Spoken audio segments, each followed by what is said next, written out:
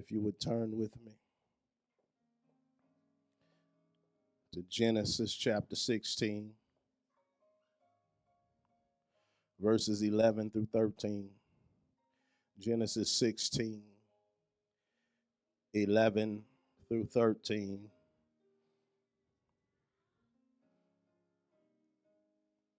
Text says, well, let me give you a little background first. This is Hagar who's being spoken to, and Hagar is on the run because of some conditions at home. Sometimes the stuff you're dealing with at home make you want to run. Sometimes the folk you got to deal with in your house make you want to get away. Hagar is dealing with some conditions at home, and she running from home. When the Lord catches up with her, and when you see a capital A for angel, that's a Christophany, which is a form of the pre-incarnate Christ. This is Jesus talking to Hagar in the Old Testament, pre-incarnation. Text says, and the angel of the Lord said to her, meaning Hagar, behold, you are with child, and you shall bear a son. You shall call his name Ishmael, because the Lord has heard your affliction. You know your affliction got to be bad when it's audible. He shall be a wild man. His hand shall be against every man, and every man's hand against him. And he shall dwell in the presence of all his brethren. Verse 13 says, then she called the name of the Lord who spoke to her, you are the God who sees me. For she said, have I also here seen him who sees me? Y'all just got through singing, you know my name. He don't just know your name. He know your face. I want to take my thought from verse 14 where it says, Hagar responds to God, you are the God who sees. For she said, have I also here seen him who sees me? Happy Mother's Day to you if I haven't told you. And in honor of Mother's Day, I want to speak from the subject of, Mama, I see you. God told me to tell you, Mama, I see you. As I contemplated this scene here in Genesis chapter 16, it occurred to me that we all have a desire to live out the best life we can. Nobody in the history of humanity has ever said, you know, I think I want to struggle. Nobody in the history of humanity has ever said, I want to have it hard. I don't think anybody in the history of humanity has said, I want to be rejected, I want to be objectified, and I want to be ignored. In other words, no one comes into the world with self-deprecating ideas. Self-deprecation, ladies and gentlemen, brothers and sisters, come from the environments that shape us. Somewhere along the line, be it directly or indirectly, you were taught to think less of yourself.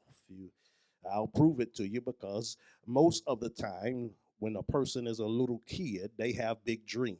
When a person is a child, they have big goals. They can believe that they'll be anything. They want to be doctors. They want to be lawyers. They want to be movie stars. They want to be athletes. They want to be somebody famous. But as life begins to beat up on them and life begins to handle them a certain kind of way, the self-deprecating ideas begin to set in, which causes many people to lose interest in becoming anything.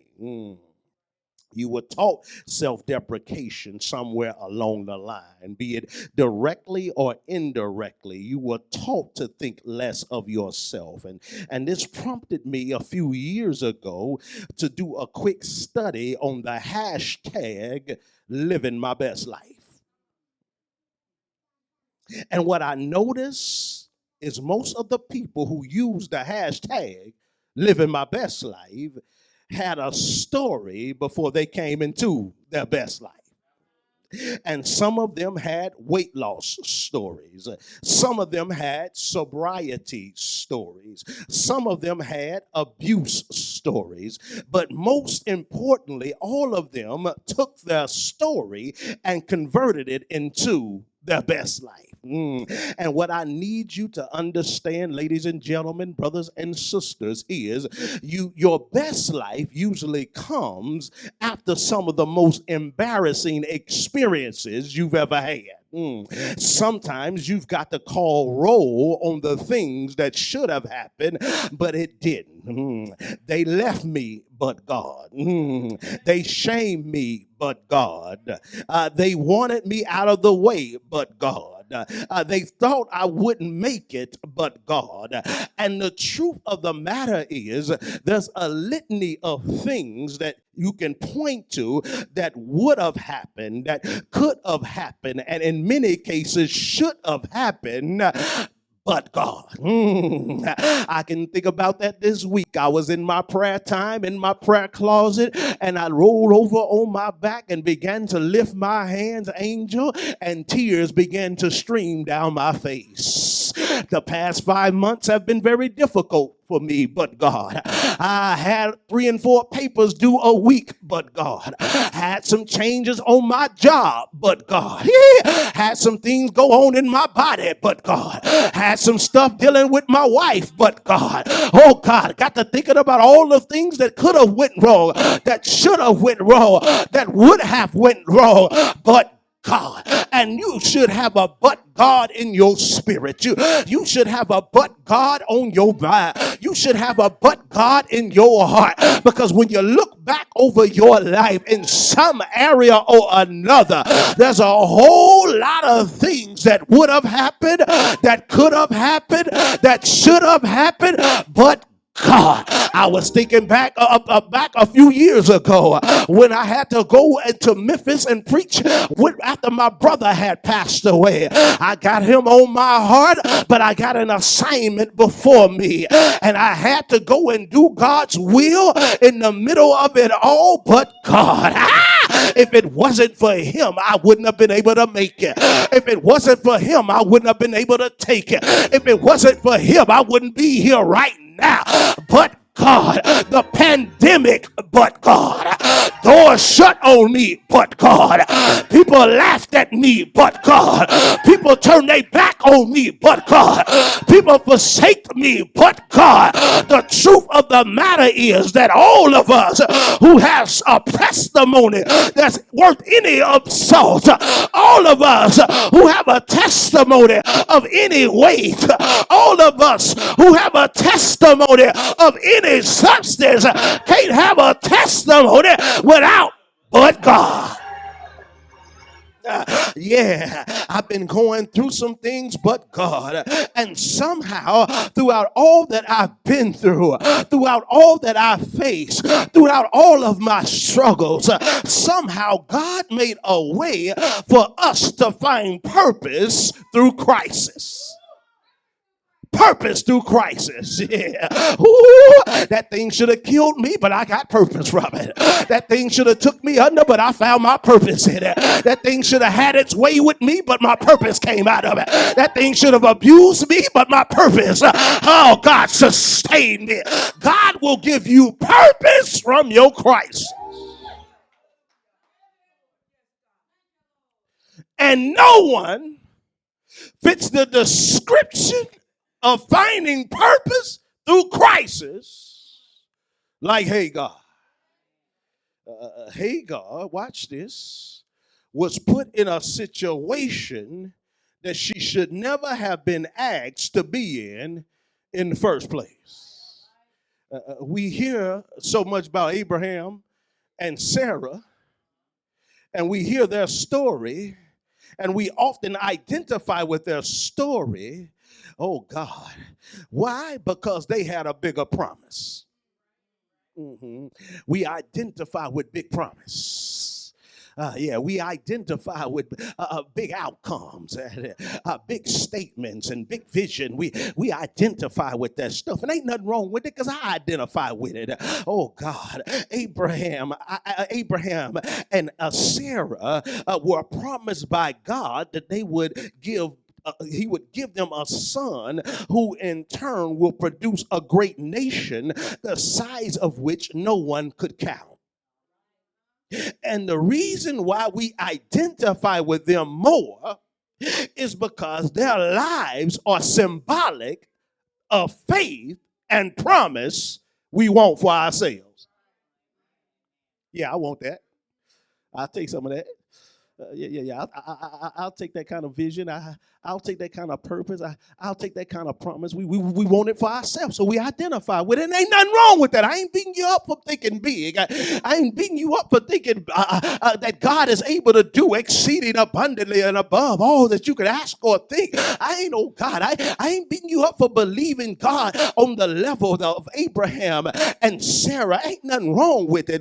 We can see the hope we need in light of the hope they had. We can see the faith we need in light of the faith they had. We can relate to pursuing what seems impossible in light of them pursuing what was impossible to them. And so it's easily for us to relate to Abraham and Sarah because they are more on the forefront of what we want for ourselves. However, watch this. Here's Hagar. Send me that later. I'm going to preach that again one day. Here's Hagar. Ooh, here is Hagar, who most people don't identify with because of her background. She's a bondwoman, which means that she is considered property of Sarah, who is at this time called Sarai at the time. And immediately her social status turns something off in our minds because it causes us to overlook God's promise to her. Okay, I need to tell y'all this, that Abraham and Sarah had a promise, but you can't overlook the promise that God made to Hagar. Ooh, God also promised Hagar that a son was coming from her who was going to be a great nation in his own right. Now, I need y'all to watch this. God promised Abraham and Sarah a great nation between the two. But he promised Hagar a great nation by herself. Oh, y'all missed that. I need y'all to catch this because sometimes, ladies and gentlemen, we get caught up in situations thinking that just because it's me by myself, I can't be great. I need you to understand that although God promised Abraham and Sarah a nation between the two, he promised Hagar to be one by herself. herself. And if you're in a season, ladies and gentlemen, of loneliness, if you're in a season of no support, if you're in a season of trying to figure it out, I need you to understand that when it comes down to the promises of God, that when God avails his promises to your life, you won't have to share it unless you want to, because you've got to understand that Abraham and Sarah got a big promise between the two of them, but Hagar, the one nobody wanted, Hagar, the one they treated like property, Hagar, the one they abused, Hagar, the one they used, Hagar, the one they down and turned their nose up on, got a big promise all by herself. And I'm here to tell you that yes, the Bible says that two are better than one, but I need you to understand that when God gets involved, he can do what one person can't do by themselves. He can do what two people can't do by themselves. He can do what an army can't do by themselves. That all you need is one promise from God, and it'll make you forget what you ain't got in people. It'll make you forget who didn't walk with you. It'll make you forget who didn't care about you. It'll make you forget who wasn't on your side. It'll make you forget who had more than you. I ain't looking for everything. All I need is one promise from God. He gave them a promise between the two, but gave her a big promise all by herself. He gave her a big promise all by herself. Oh God, oh my God, you got to understand that when you come out of this one, God told me to tell you that you ain't gonna have to share it unless you want to. Some folk you gonna have to look up and say, you weren't there when I was crying. You weren't there when I was in the middle of my crisis. You weren't there when I felt like giving up. You weren't there when I felt like I was less than. You weren't there when I felt like I wasn't coming out. You weren't there, oh yeah, when things were on the backside of my life. So don't think you just gonna waltz up in here now that God has shown up. Don't think you just gonna waltz up in here now that God has come through. Don't think you just gonna waltz up in here now that God has kept his word with me and think you gonna swindle me out of all the things that I suffered to get. The devil is a lie. Oh God, I'm gonna get it, a big promise all by myself. Look at somebody and say, save the big piece for me. Ooh, save the big stuff for me. I might be by myself. I'm going to eat it until I get satisfied. Oh God, I'm going to eat it until I get full. You can have some when I'm done. Oh God, catch this. Watch this. God says, because you went through that by yourself, this promise is for you and no one else. Now, what you do with it is on you, but this one for you. This is for the suffering you went through. This is for the pain you went through. This is for the discomfort you had to deal with. See, there's so many Johnny come latelys. They wouldn't fast with you. They wouldn't pray with you. They wouldn't study the word with you. But then they want to come and cut the cake with you. No, no, you can't get none of this celebration cake here because you got to suffer to get this.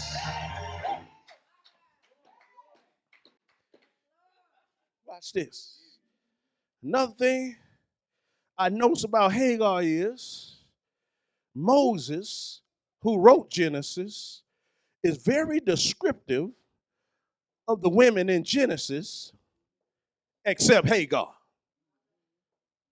Watch this. Eve was naked and unashamed. Sarah was old but beautiful. Rebecca was grown and sexy. Rachel was fine as wine. and even Leah got an honorable mention. Yet Hagar isn't introduced by her aesthetics, but by something else. And that got me to thinking, could it have been because she was younger?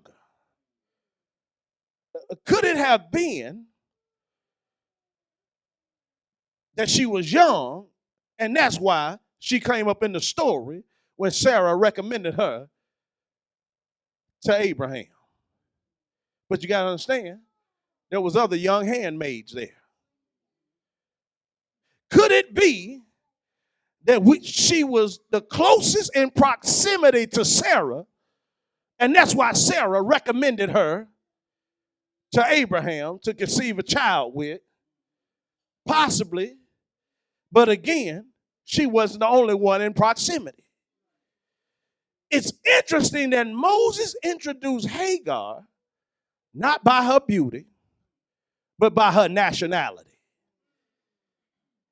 And it's in this where we discover that Hagar's condition became a point of exploitation. Watch this. The text says that Hagar was Egyptian. And the thing about being Egyptian in those days is Egyptians were believed to be promiscuous and fertile. Culturally, fertility in Egypt had its own gods and goddesses. So then, it seems that Sarai chose Hagar as more of a charm, not a person. Therefore, she ended up in a situation that she's in because of a superstitious assumption. Catch this. May I add here that part of what affects us is people's assumptions about us. They assume you wanted to be involved, so they included you. They assume you could contribute, so they involved you. They assume you didn't have anything else going on, so they imposed themselves on you. Can I tell y'all that the next time somebody texts you or call you and you at the house minding your business, oh my God, and they say, what you doing? And you say nothing, and they ask you to do something, say, didn't you hear me say I'm doing nothing? Because just because I say I'm doing nothing don't mean I want to do something with you. Me doing nothing is me doing nothing. I don't want to deal with you right now, so I ain't answering my phone. I don't want to deal with you right now, so I ain't texting you back. Nothing from nothing means I ain't doing nothing. So don't think that just because I ain't doing nothing, that I ain't got nothing else to do with my time, that I ain't got nothing else to do with my life, that I ain't got nothing else to do with who I am and where I'm going and what I'm trying to do. Some days I told my wife this week, I said, baby, I just feel like a couple of days of nothing. I don't feel like studying this week. I don't feel like preaching this week. I don't feel like working this week. I feel like sitting on my behind, kicking up my feet and doing nothing. And just because I say I ain't doing nothing, don't mean I ain't doing nothing, because doing nothing is doing something when you're doing stuff all the time. Catch this. They assumed she wanted to be involved. And the sad thing is, their assumption has a person in dysfunction that they never agreed to. Sometimes we get pulled into stuff that didn't have anything to do with us, and we didn't have a say about it. Some stuff you had to take because there was no one else to speak up for you. Some stuff you had to suffer because they figured you wanted what they wanted. Some stuff was forced on you because people put their needs ahead of your feelings. Many of us have suffered being there in stuff that we never intended on being in, because somebody assumed that just because we were available, they assumed that just because we had a certain background, they assumed that just because we come from a certain place, that we fit what they wanted to do and fit their agenda, and they imposed their agenda and their will on us. Watch this. Another thing that I noticed about Hagar is she's a casualty of a calculated covenant. Pay attention to the nuance in this text. Watch this in Genesis 16, 2 through 3. It says, so Sarai said to Abraham, see now, the Lord has restrained me from bearing children. Please go into my maid. Perhaps I shall obtain children by her. And Abraham heeded the voice of Sarai. Then Sarai, Abraham's wife, took Hagar, her maid, the Egyptian, and gave her to her husband, Abram, to be his wife. Watch this. Notice that there's a difference between what Sarai asked Abram to do and what actually happened. Notice that she told Abram to go into Hagar, but she had to bring Hagar to Abram.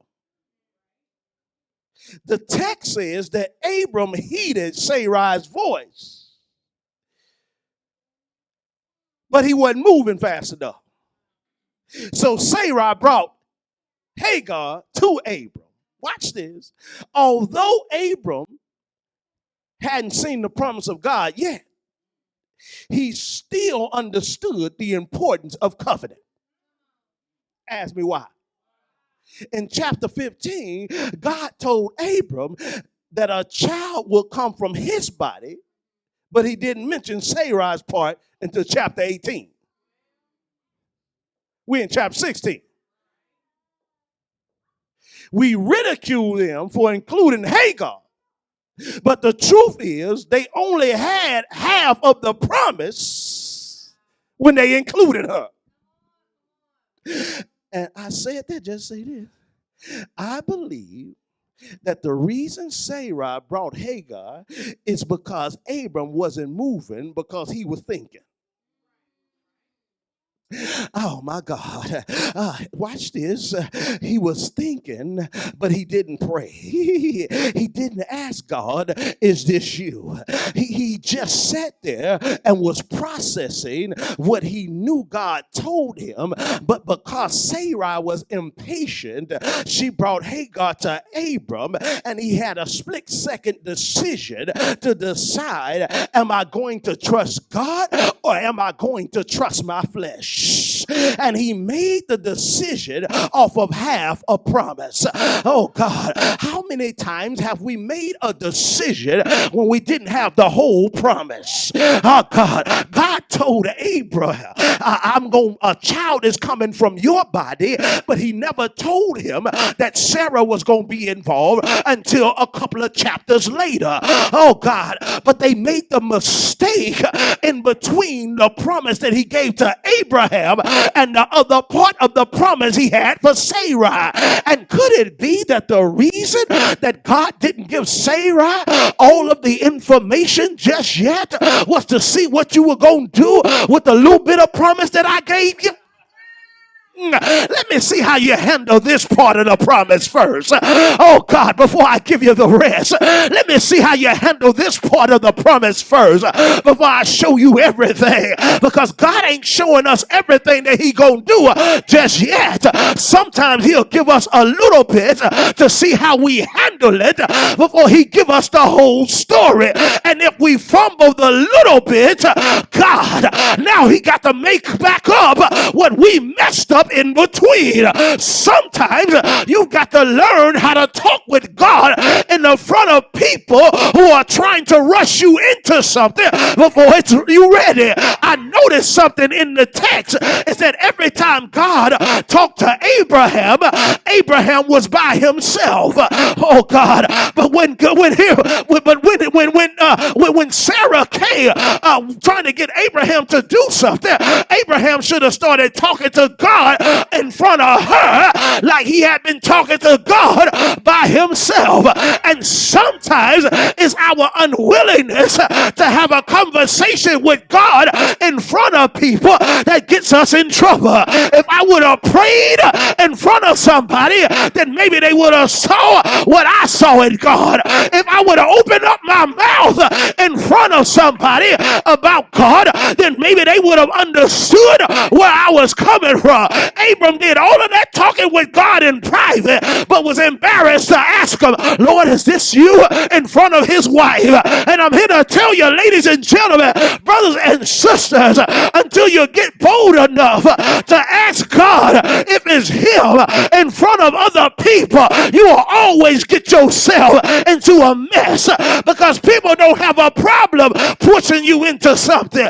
People don't have a problem forcing you into something, but you've got to learn right in front of the salesperson. I don't like these numbers, God. Bring them down. Right in front of the doctor. I don't like these numbers, Lord. Fix them. Right in front of the lawyer. I don't like these charges, God. Correct it. Right in front of the person. You got to learn how to get right in front of the person, oh God, who's trying to force you into something and force something on you, and talk to your God about it. This don't make sense. Do something with this. I don't like none of this. Do something with this. This ain't for me. Do something with this. Right in front of the person who's trying to force you into something. He did all that talking with God in private. Get in front of his wife and don't even ask God. I know what you told was me that was coming from me. Is it coming from Hagar too? Because if it ain't coming from her, I can't do it. Where the other part coming? They made a decision off of half the promise. He didn't even bring up, watch this, he didn't even bring up Sarah until after they messed up. Which lets you know that God wants you to seek him even when he told you something, and something that comes up that may look like it's a faster route. Lord, let me ask you first. I know what you told me. Is this a part of it? Watch this. So Abraham gladly went and slept with Hagar. He won't do it anyway. And the text says that when she conceived, Sarai was despised in Hagar's eyes. And can I tell you, Hagar is wrong, but it's not without justification. The issue is Sarai and Abram are experimenting with Hagar, not knowing what the outcome is going to be. Hagar's hopes are up. She feels a sense of value for the first time. She feels a sense of contribution for the first time. She senses the possibilities of her world are about to change for the first time. No more wait tables. No more cleaning up behind folk. No more second-class social status. So now she thinks that she's about to go into something that's going to change her life, something that's going to change how she sees herself, something that's going to make her feel more valuable, only to realize that she's just carrying something that someone else gets credit for.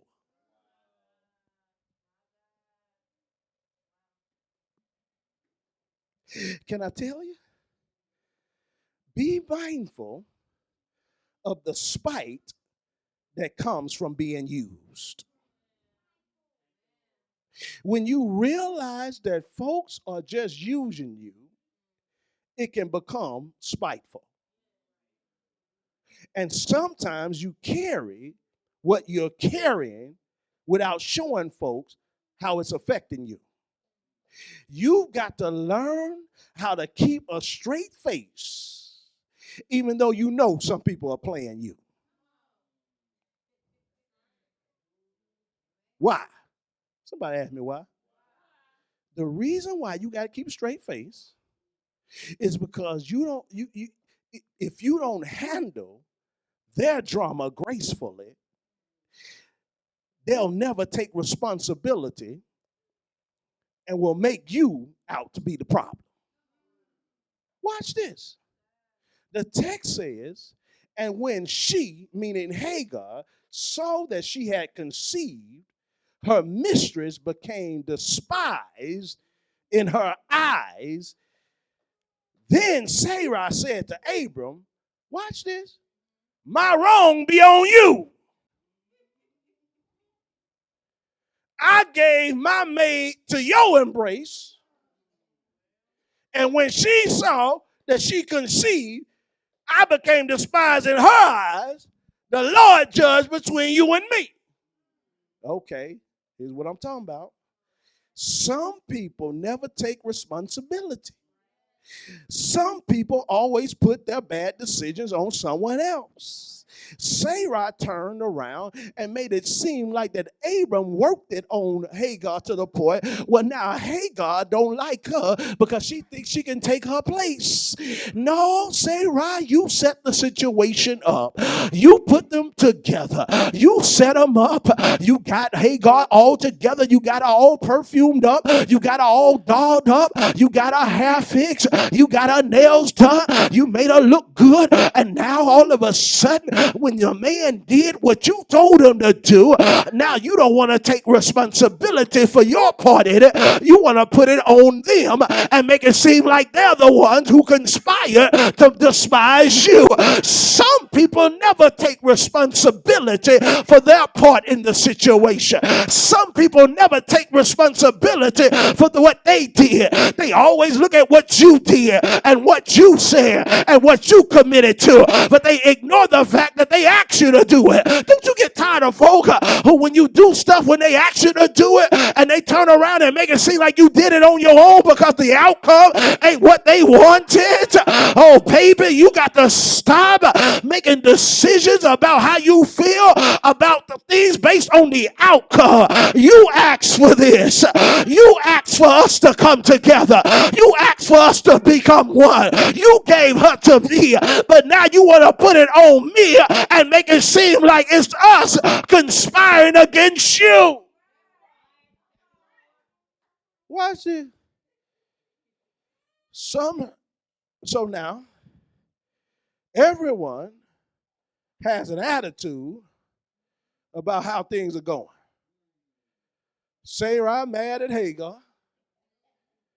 Hagar mad at Sarai. And both of them looking at Abram sideways.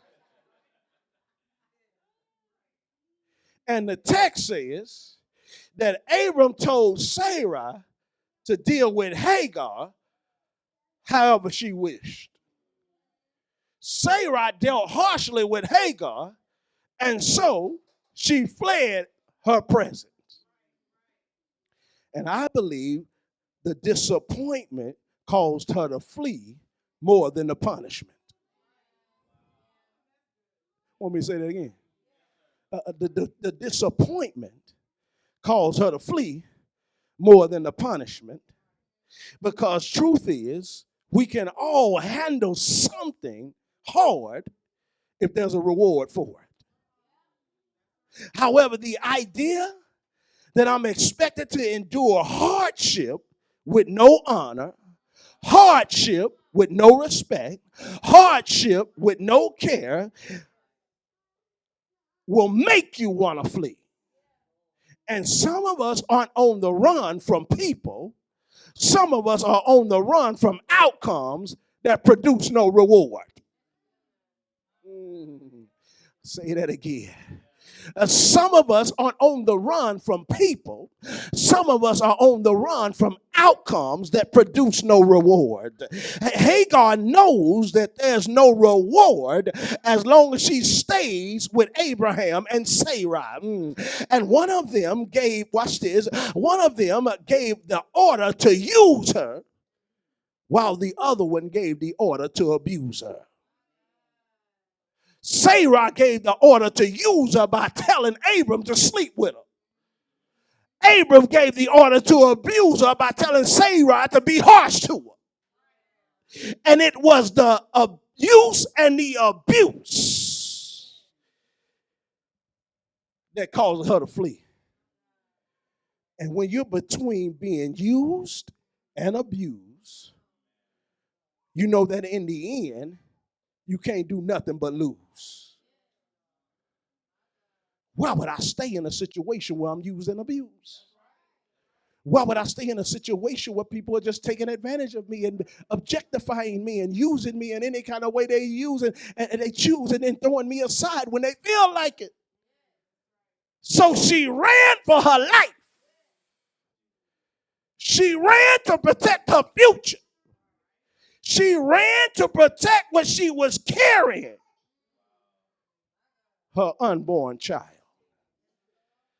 And what I like about it is, when she ran from Sarai's presence, she ran into God's. When she ran from Sarai's presence, she ran into God. And can I tell you, you can outrun people, but you can't outrun God. You can run from people all you want to, but you will never run from God. He'll find you. He'll locate you. He'll get to you.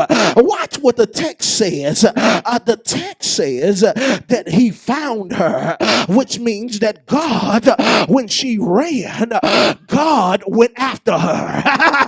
Oh God, I'm preaching now, because you got to understand that he found her means that he went searching for her. He found her means that he went looking for her. He found her means that he located her. And can I tell you something and still be over it? Only God will come after you when people abandon you. Let people drop you. Let people forsake you. Let people ignore you. Let people abuse you. Let people use you. And watch God come after you. God says, I know y'all saying y'all chasing after me, but baby, I'm chasing after you. I'm the one who comes after. I'm the one who sits high. I'm the one who looks low. I'm the one who pursues. I'm the one who hunts. I'm the one who goes after you. Baby, you ain't chasing me. I'm chasing you. And he found her. He found her.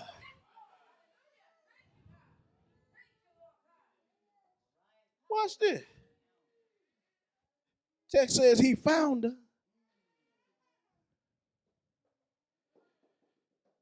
And what God wants you to know is, if you ever felt like no one else wanted you, if you ever felt like no one else cared, if you ever felt like you didn't matter to anyone else, he looking for you.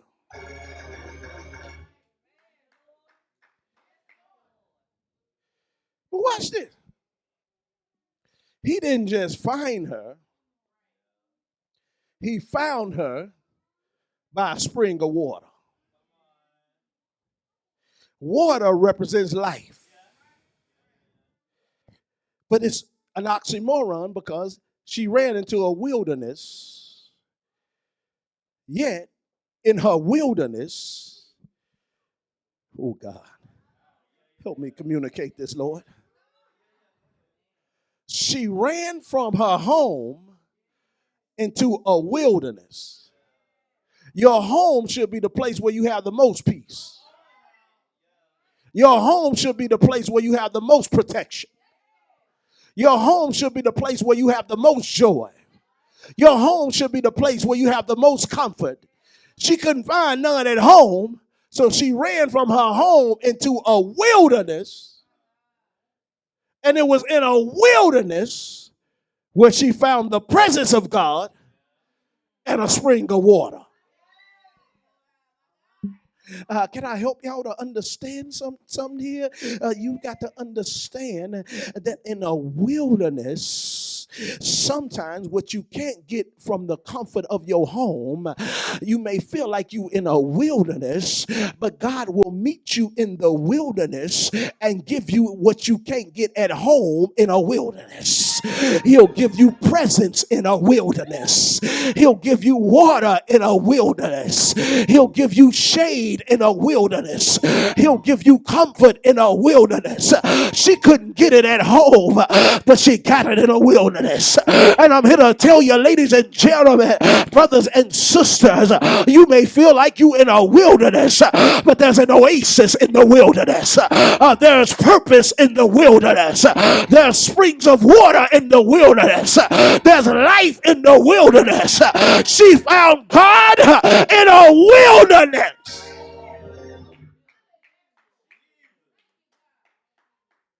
God says she's in the wilderness, but she finds what she didn't have at home. God's presence and life. And it's interesting that she couldn't find God's presence in Abram and Sarah's house, given that Abram was the man that God called. Don't let it be that folk got to have a greater encounter outside of your home and you the one who God called. Some folk can't even have an encounter with God around you and you the one that God called. They get a better encounter in the wilderness. God says that you can expect him to show up in places that you least expect. Here it is. These folk bored. They got Mother Day meals to eat. However, watch this. When God found Hagar, he asked her a hard question.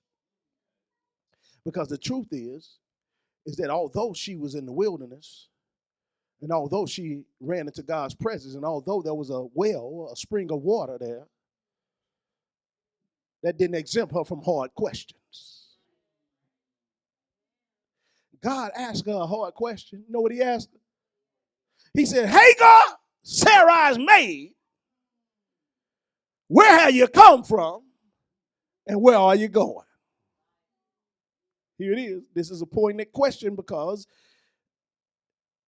if you can't look back to see where you've come from, you will never know where you're going.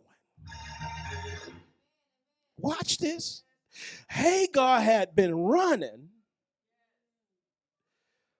but no matter how much she ran, and no matter how far she ran, she couldn't put enough distance between herself and what she was running from. How do we know? Because when God addressed her, he called her Sarai's maid. Catch this. No matter how much we run, we can't outrun what we're unwilling to face. You can run all you want. You can chase it all you want. You can try to get away from it all you want. But the truth of the matter is, no matter how hard you run, you will never outrun what you're unwilling to face. And many of us haven't been willing to face the things that we need to face in order to become who we need to become. Hagar, you still look like you belong to them. Hagar, you're still carrying, watch this, their idea. Hagar, you ran without a plan. And once God got to her, To see that running from her problems wasn't the answer, he convinced her to go back. But he didn't just send her back without a promise. After he told her to go back, he said, I will multiply your descendants exceedingly, so that they shall not be counted for the multitude. Watch this. She knew that she was pregnant, but it wasn't until she ran into God that she knew she had a son. Which means that sometimes you know you have something, but we don't always know the depth of what we have until we have a talk with God. And it was in the depth of the conversation she had with God that revealed to Hagar that she didn't know what she didn't know about herself, and what she didn't know about herself, when he revealed to her what she didn't know about herself, that's when she felt seen. And too often, ladies and gentlemen, we don't feel seen because we don't have people in our lives who can reveal things to us that we don't necessarily know about ourselves.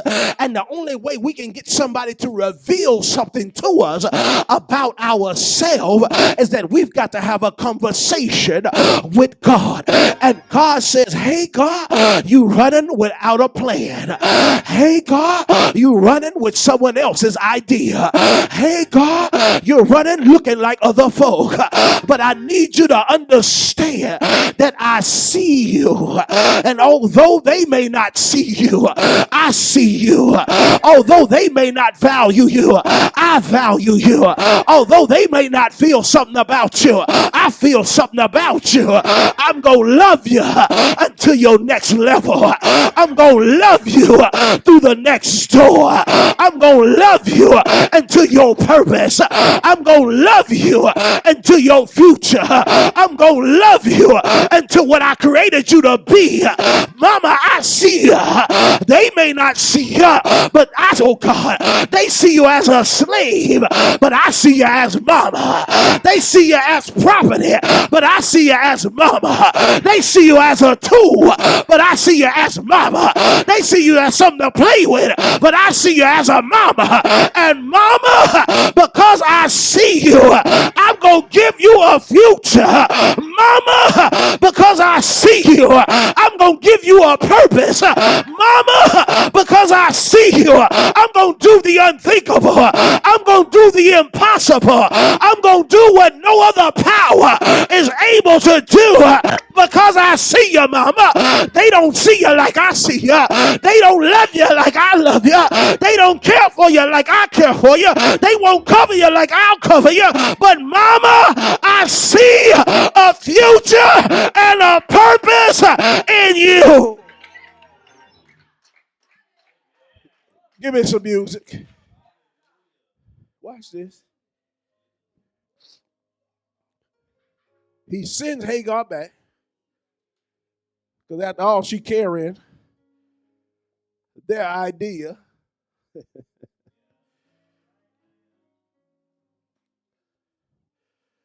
But watch this. For 13 years, Sarah had to live with her bad decision. For 13 years, Ishmael grows up, and Sarai, who eventually became Sarah, had to make sure he was fed, make sure he was clothed, make sure he had a roof over his head.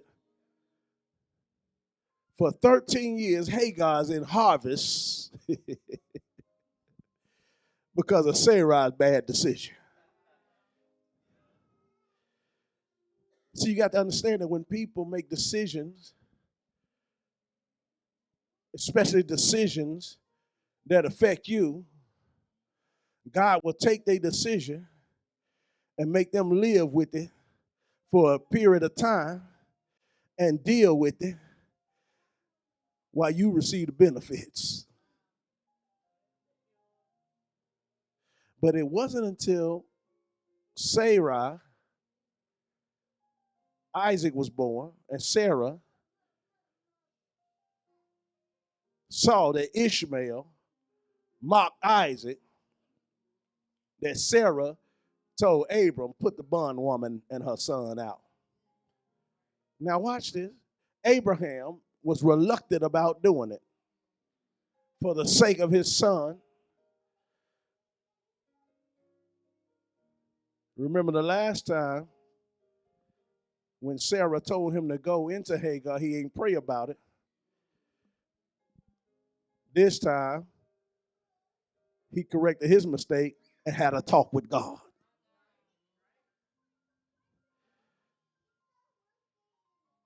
God says, Sarah's right. Don't worry about Ishmael. I'm going to make a great nation of him.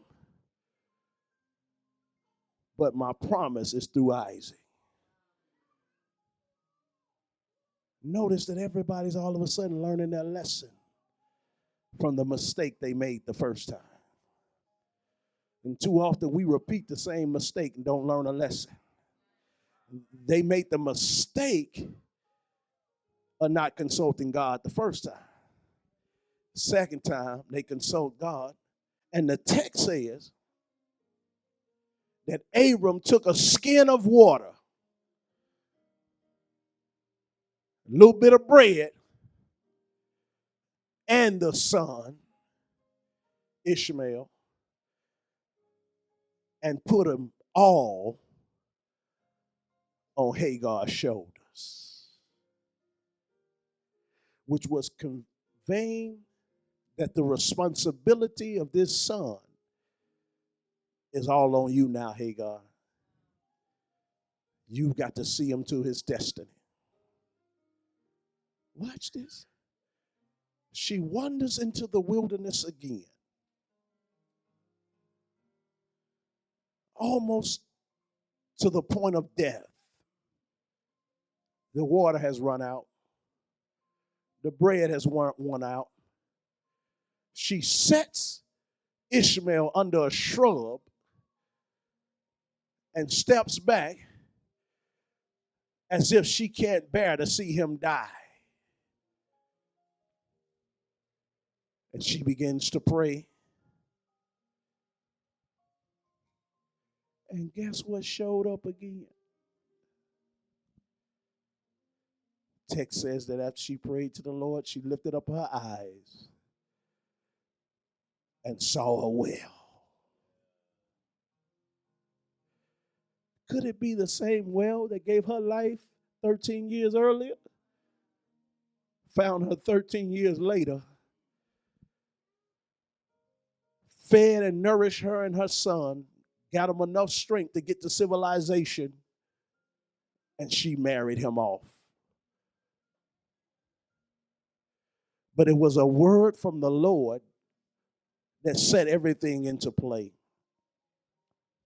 Many times we miss God because we want to move according to our timing and we want to do it our way. And sometimes the reason why we don't feel seen is because we haven't consulted the only one who can see everything about us. Father,